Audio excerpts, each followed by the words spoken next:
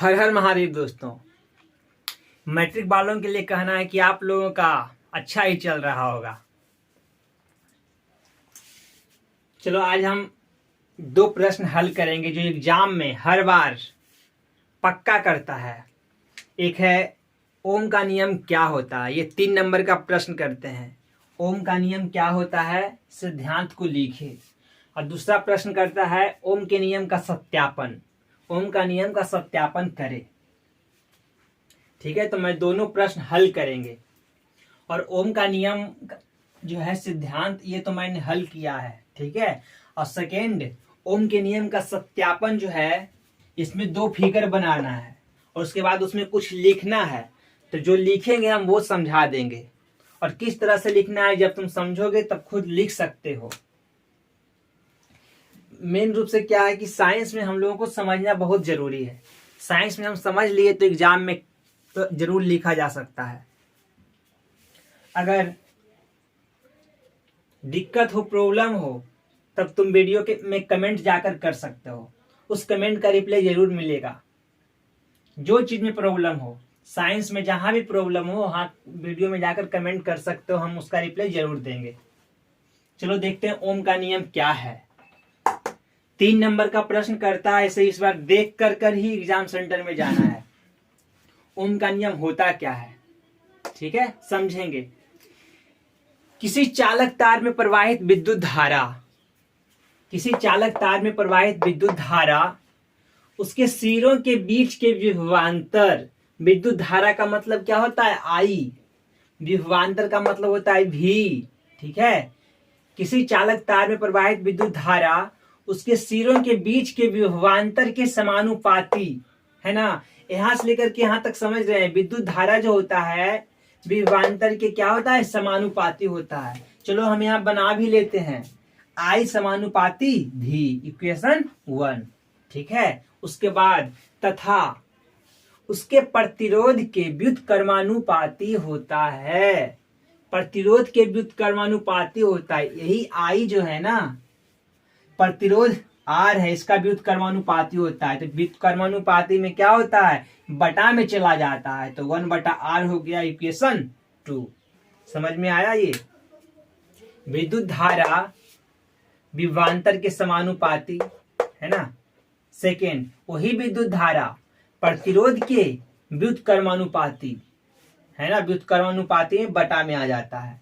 चलो इसको equation 1 equation 2 मान लेते हैं। अब इक्वेशन 1 तथा इक्वेशन 2 से चलेंगे, दोनों को मिलाएंगे, तब क्या होगा, दोनों ओर आई है, आई हो जाएगा, है ना। इधर ऊपर में भी है, इधर नीचे में आर है, तो भी ऊपर चला जाएगा, ये नीचे वाला आर तो आर ही रह जाएगा। तब क्या हो जाएगा, आई बराबर भी बटा आर, इसलिए भी बराबर आई आर। क्रॉस मल्टीप्लीकेशन करेंगे, आई गुने आर आई आर। ये व्यंजक निकालने के लिए एग्जाम में करेगा, ओम के नियम का व्यंजक निकाले, तो इस ढंग से तुमको निकालना है। 3 नंबर में प्रश्न करेगा, यहां तक कि इससे बहुत सारा ऑब्जेक्टिव करता है एग्जाम में। दिया हुआ रहेगा इनमें से कौन ओम का नियम है, तो जानते हो इसको बहुत तरह से चेंज करेगा। यह है ना, आई बराबर भी बटे आर, ये भी ओम का नियम है। भी बराबर आई आर, ये भी ओम का नियम है। ठीक है, चलो अब हम देखते हैं ओम के नियम का सत्यापन। लोगों को बहुत हार्ड लगता है ओम के नियम का सत्यापन, लेकिन ये कुछ नहीं है, थोड़ा सा ध्यान देना है, समझ में आपसे आप आ जाएगा। ठीक है, सबसे पहले क्या करेंगे, ओम के नियम में सबसे पहले हम इस फिगर को बना लेंगे। ये फिगर को बना लेना, क्योंकि हम इसमें पूरा लिखे नहीं है, हमको केवल समझाना है और जगह भी नहीं है, इसलिए क्या समय भी नहीं है, इसलिए तुम ये जो फिगर है अच्छे तरीका से बना लेना। ये फिगर तो सब लोग बना सकते हो। उसके बाद क्या करते हैं, सुनते हैं। चालक तार पता ही होगा, चालक तार जो घरों में तार होते हैं। शुष्क सेल, शुष्क सेल का मतलब होता है बैटरी, है ना। चलो देखते हैं, हम चालक तार को एक शुष्क सेल में जोड़ते हैं। ठीक है, चालक तार को क्या करते हैं, शुष्क सेल में जोड़ते हैं। किसी शुष्क सेल में एक चालक तार को जोड़ते हैं। ये दोनों क्या किए, ऐड किए, दोनों को ऐड किए। जब हम शुष्क सेल को तार में जोड़ेंगे, चालक तार में जोड़ेंगे, तब पता होगा इस चालक तार में करंट उत्पन्न हो जाएगा, है ना, करंट उत्पन्न होगा। अब विभवांतर भी उत्पन्न होगा, करंट उत्पन्न होगा, विभवांतर भी उत्पन्न होगा। अब करंट उत्पन्न हो गया, विभवांतर भी उत्पन्न हो गया। अब ये दोनों को मापने के लिए क्या करते हैं, विद्युत धारा को मापने के लिए एमीटर लेते हैं, जोड़ते हैं, और विभवांतर को मापने के लिए वोल्ट मीटर जोड़ते हैं। ये दोनों को जोड़ते हैं। अब क्या करते हैं, हम जितना करंट प्रवाहित हो रहा था ना, विद्युत धारा माप करके लिख लेते हैं, विभवांतर को भी माप कर करके लिख लेते हैं। ठीक है, शुरुआत में क्या करना है, एक शुष्क सेल को चालक तार से जोड़ते हैं। जब हम चालक तार से जोड़ते हैं तो उसमें विद्युत धारा तथा विभवांतर उत्पन्न हो जाती है। विद्युत धारा और विभवांतर को मापने के लिए क्या करते हैं, एमीटर तथा वोल्ट मीटर जोड़ते हैं। उसके बाद जो उसमें मान है विद्युत धारा और विभवांतर का, वो माप कर हम लिख लेते हैं। इतना कर लिए। और ऑब्जेक्टिव में एक प्रश्न करेगा, विद्युत धारा को मापने वाले यंत्र को क्या कहते हैं, एमीटर। विभवांतर को मापने वाले यंत्र को क्या कहते हैं, वोल्ट मीटर। ये तो अलग से तुमको याद करना पड़ेगा, याद कर लेना। चलो नेक्स्ट देखते हैं। हमने क्या किया था, शुष्क सेल को चालक तार को जोड़ा, विद्युत धारा विभवांतर उत्पन्न हुआ, है ना, उसको मापने के लिए एमीटर तथा वोल्ट मीटर जोड़े, और जो मान था ये दोनों का माप कर लिख लिए। उसके बाद देखो क्या करना है, उसके बाद हम 2 या 2 से अधिक सेल लेते हैं। क्या करते हैं, 2 या 2 से अधिक सेल लेते हैं।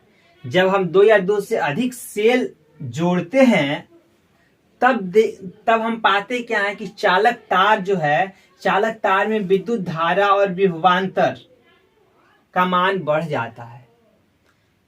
हकीकत बात है। सेल बैटरी हम बढ़ा दिए, जब बैटरी बढ़ा दिए तब करंट भी तो बढ़ेगा, विभवांतर भी तो बढ़ेगा। करंट बढ़ गया, विभवांतर बढ़ गया। बस यही है ओम का नियम, और कुछ नहीं है।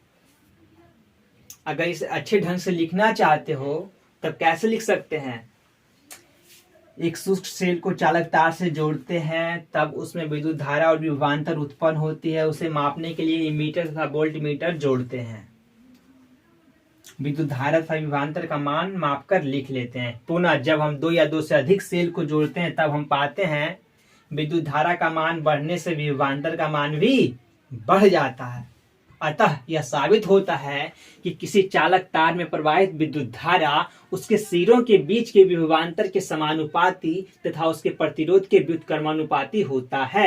ये लास्ट में लिख देना है, बस ये साबित हो गया। इसमें तुमको 5 नंबर मिल जाएंगे इतना लिखने पर। इतना तुमको जो समझ में आ गया इसको, और लास्ट में इतना लिख देना है। इसमें तुम्हें 5 नंबर लिखा हुआ है, काट नहीं सकता। उसके बाद क्या करेंगे, हम एक ग्राफ बनाएंगे। देखो ये विभवांतर है, ये विद्युत धारा है। हम देख रहे हैं क्या कि जैसे जैसे विभवांतर बढ़ रहा है वैसे वैसे विद्युत धारा भी बढ़ रहा है। बस ये ग्राफ बहुत आसान है, बना सकते हो। 5 नंबर उठाना बहुत ही आसान। ये नोट कर लेना सही से, या तो उसे बना करके खुद लिख लेना। इसे याद करना मत भूलना। एक बार समझ में आ गया तो एग्जाम में जरूर कुछ ना कुछ लिखा जा सकता है।